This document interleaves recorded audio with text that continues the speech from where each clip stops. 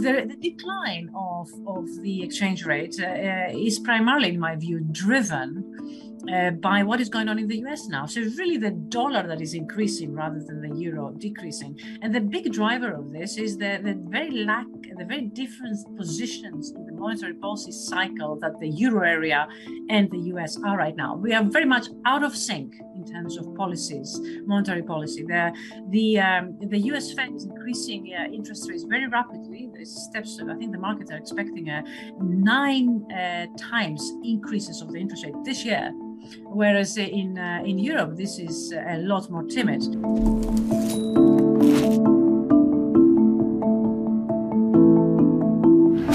Well, inevitably all our imports become more expensive, and that, of course, in an environment of high inflation, simply adds to it. That's the case. But I think I would like to remind our audience that the European economy as such is a relatively closed economy, meaning that most of the things that we consume, we actually produce ourselves, with the big exception of energy, of course. So in that respect, we are not a small open economy, we are rather a closed big economy. And that means that the sensitivity to consumers of these exchange rate variations are very much controlled.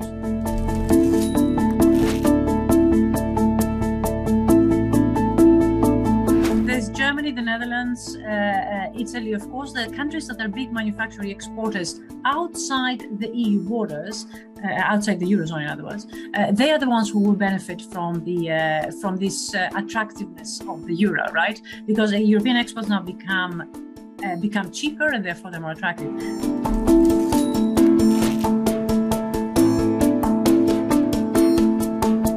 For the moment, I don't see the movements and the competitiveness to be troublesome, but it will all depend on the conviction with which we meet the immediate challenge, which is energy.